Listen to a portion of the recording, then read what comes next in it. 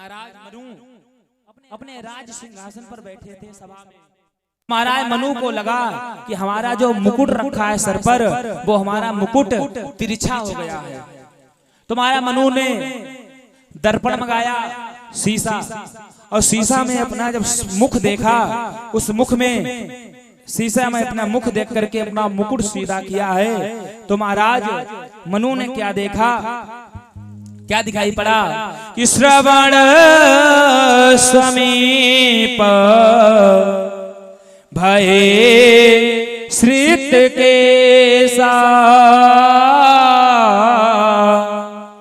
श्रवण समीप भये श्रित केसा। श्रवण माने कहते हैं कान, और समीप माने पास में। कान के पास में क्या देखा, भयउ श्रित केसा। श्रित माने सफेद और केस माने बाल। महाराज मनु ने देखा कि कान के पास बाल सफेद हुआ है, कई नहीं हुए, सिर्फ एक बाल सफेद हुआ है। महाराज मनु ने जैसे ही देखा, श्रवण समीप भयउ श्रित केसा, हमारा कान के पास एक बाल सफेद हुआ, इसका मतलब परमात्मा ने हमको संदेश दिया है। कौन सा? भगवान ने हमको संदेश दिया है, राजन राजपाट छोड़ दो और अब भजन कर लो। क्यों? क्योंकि चौथापन आ गया है। महाराज मनु ने सोचा, मैं अपना राजपाट का भोग करता रहा, मैंने अपने जीवन में कुछ नहीं किया। भैया लोगों, संसार में आप सुख साधनों में रहो, आपने कुछ नहीं किया। संसार की सारी संपत्ति आपको मिल जाए, आपने जीवन में कुछ नहीं किया। सारा सुख मिल जाए, आपने जीवन में कुछ नहीं किया। महाराज मनु ने सोचा, हमारे पास सब कुछ रहा, लेकिन मैंने अपने जीवन में कुछ भी नहीं कर पाया। कि हो ही न विषय विराग भवन बसत भाचोथपन। और हृदय बहुत दुख लाग जन्म गयो हरि भजनो बिनु। महाराज मनु ने सोचा, हो ही न विषय विराग। इस संसार से भैया वैराग्य किसी को नहीं होता। इस संसार में भगवान की इतनी माया फैली हुई है कि जिससे वैराग्य किसी को होता ही नहीं। मैं संसार में सुख साधनों में पड़ा रहा, हमारा सारा वैराग्य छूट गया, मैंने अपने जीवन में कुछ नहीं कर पाया। हमारा चौथापन लग गया है, हमारे बाल भी सफेद होने लगे हैं, अब मैं क्या करूं? चौथापन लग गया। लेकिन महाराज मनु ने एक बाल अपना सफेद देखा तो उन्होंने अपना जीवन संभाल लिया। लेकिन आजकल भैया चाहे पूरी खपड़ी सफेद हो जाए, घर से न जाना पड़े, घर में सारे सुख साधन, संसार के सारे सुख और ऐश्वर्य हमको मिल जाए और भजन न करना पड़े। पहले भगवान हमें और आपको संकेत देते हैं कि अब सुधर जाओ। संकेत कौन सा देते हैं? सबसे पहले महाराज भगवान बाल सफेद करते हैं। पहली घंटी जब भगवान बजाते हैं तो मनुष्य के बाल सफेद होते हैं। लेकिन भैया मनुष्य इतना जिद्दी है आज का, इतना जिद्दी कहता है आपने बाल सफेद किए, कोई बात नहीं, कल ही ले डाई लगाए, तुमसे ज्यादा नगर काले कर ले तो कहना। भैया जाता है मनुष्य और बढ़िया डाई लगा करके फिर काले करके आ जाता है, यानी उसने कहा हम सुधरने वाले नहीं है। फिर भगवान कहते हैं कोई बात नहीं, दूसरी घंटी बजाऊंगा। कौन सी? भगवान कहते हैं दूसरी घंटी में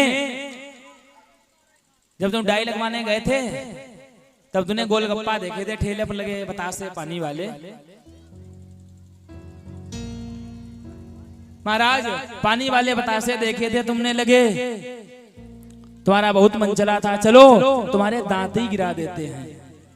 महाराज भगवान दूसरी जब घंटी बजाते हैं तो मनुष्य के दांतों को हटा देते हैं। लेकिन भैया मनुष्य कहता है ना, हम दूसरी नई चाप लगवा लेंगे, लगवा करके आ जाता है।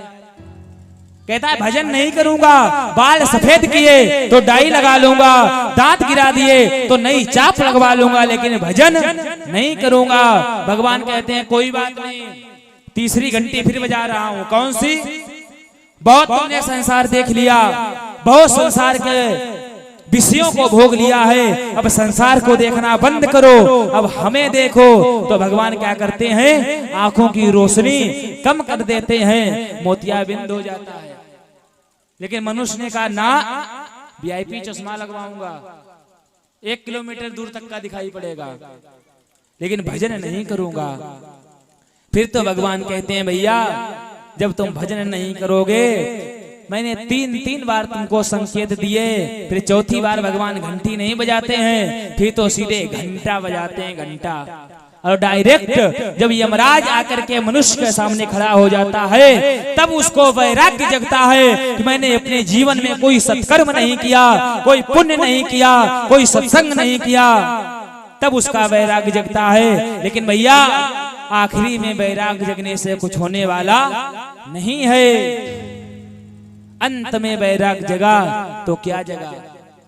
फिर तो मनुष्य को अपने सारे कर्म याद आने लगते हैं। मैंने किसकी चोरी की, किसकी बेईमानी की। 4-4 अंगुल मेड़ पर लाठियां चल जाती थी, 4-4 अंगुल जगहों पर गोलियों की नौबत आ जाती थी। संसार में चोरी बेईमानी में पड़ा रहा, मैंने अपने जीवन में कोई सत्कर्म नहीं किया, तब याद आता है। लेकिन भैया तब याद आने से कुछ होने वाला नहीं है। बुजुर्ग कहते हैं ना कि कल करे सो आज कर, और आज करे सो अब, और पल में परलय होएगी, बहुरी करे गो कब।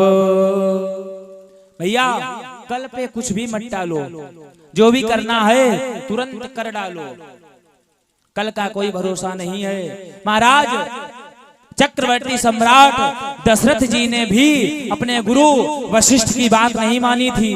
कौन सी?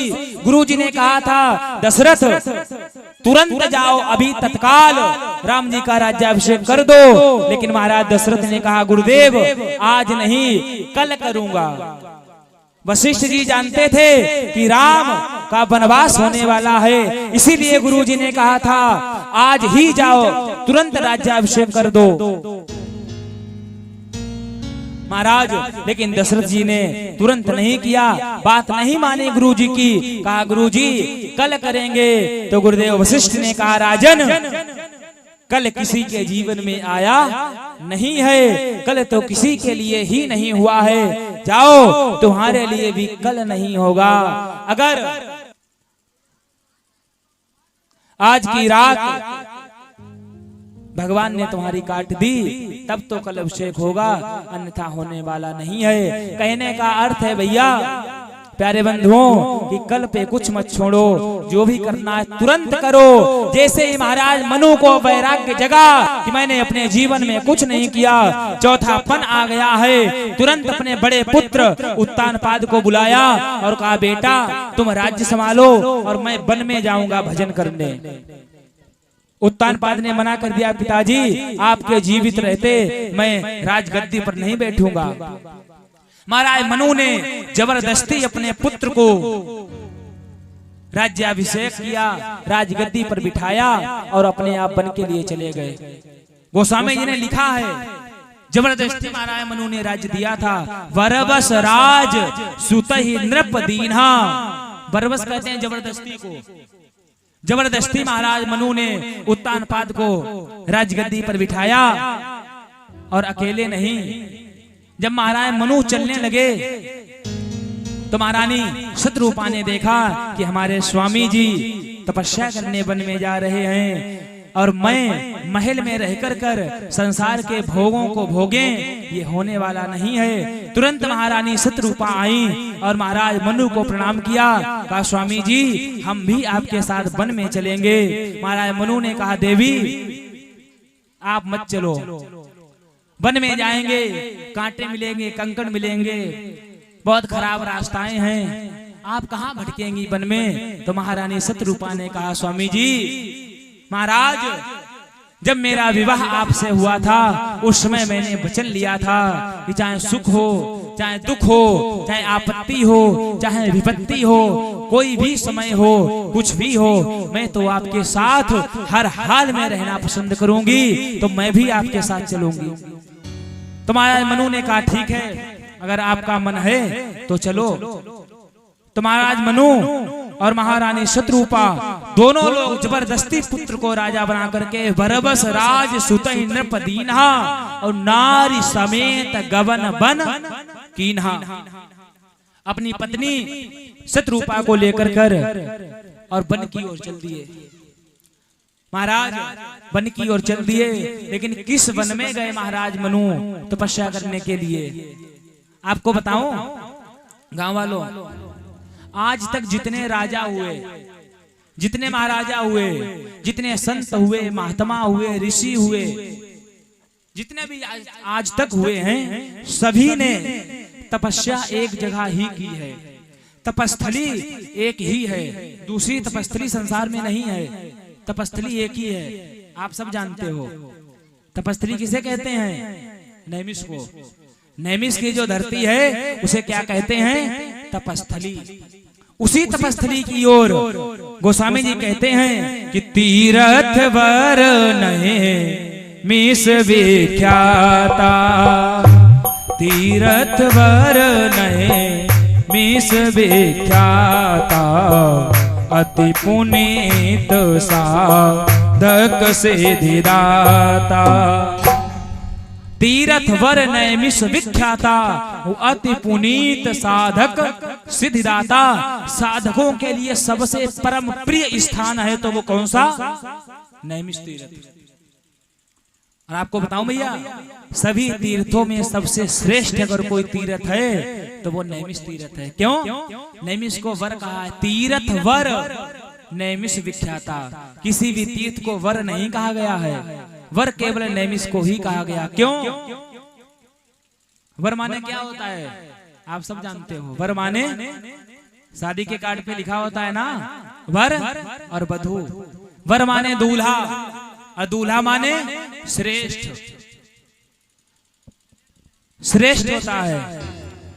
बारात जाए और बारात में 100 आदमी जाए, एक से एक VIP हैंडसम 3 पीस वाले, लेकिन भैया उन 100 की उस दिन वैल्यू नहीं होगी। उस दिन वैल्यू केवल वर की होगी। भले वो एक मिलिट्री फ्यूज किए हो अपना, भले उनकी एक आंख फूटी हो, लेकिन उस दिन वैल्यू दूल्हे की होगी। क्यों? वो उसमें वर के पद पर बैठा हुआ है। तो महाराज सभी तीर्थों में सबसे श्रेष्ठ अगर कोई तीर्थ है तो वो हमारा नैमिष तीर्थ है। महाराज उसी नैमिष तीर्थ की पावन धरा की ओर महाराज मनु और शतरूपा चल दिए। चलते चलते पहुंचे हैं कहां? आदि गंगा माता गोमती के तट पर। जैसे ही पहुंचे हैं महाराज, माता गोमती में दिव्य स्नान किया है। स्नान जैसे किया है महाराज मनु शतरूपा ने, तब तक इधर महात्माओं को पता चला कि महाराज मनु आए हैं। तो सभी महात्मा माता गोमती के तट पर आए हैं। यथोचित वंदन अभिनंदन हुआ है। तो महाराज मनु और शतरूपा जी को ले जाकर के नैमिष में जो दर्शन के उचित स्थान थे उन स्थानों का दर्शन कराया है। आज के समय में तो बहुत से ऐसे दिव्य स्थान बन चुके हैं दर्शन के योग्य, लेकिन भैया पहले समय केवल 7 स्थान थे। नैमिष में केवल 7 जगह थी दर्शन के योग्य, और वो आज भी हैं। अगर आप नैमिष जाओ और अगर उन 7 स्थानों का अगर आपने दर्शन नहीं किया तो आपको नैमिष जाने का फल नहीं मिलेगा। कौन सी वो 7 स्थान है? तो लिखा है चक्र तीर्थम भूतनाथम व्यासम सूतम च सौनकम ललिताम देवदेवेशम वंदे सप्त विनायकम। पहला है चक्र तीर्थ, आप सबने देखा गोल गोल बना है। पहला है चक्र तीर्थ, दूसरा है भूतनाथ। चक्र तीर्थ के ठीक लगा हुआ बगल में मंदिर है भगवान भूतनाथ का, भोले बाबा का। और उस मंदिर की आज भी ये विशेषता है कि भोलेनाथ 3 रूप आज भी बदलते हैं। सुबह जब आप देखेंगे तो आपको एक बच्चे की तरह दिखाई पड़ेंगे, और जब दोपहर में देखेंगे तो क्रोध में दिखाई पड़ेंगे, और जब शाम को देखेंगे तो शांत स्वरूप में दिखाई पड़ेंगे। आज भी पहला चक्र तीर्थ, दूसरा भूतनाथ, तीसरा व्यास गद्दी, चौथा सूत गद्दी, पांचवा सौनक गद्दी, और छठा है माता ललिता का मंदिर, और सातवां देव देवेश्वर। ये आज भी हैं, और अगर आप नैमिष गए, इनका दर्शन नहीं किया तो आपका जाना व्यर्थ है। महात्माओं ने महाराज मनु शतरूपा को दर्शन करा रहे हैं, इनको दर्शन कराने दो।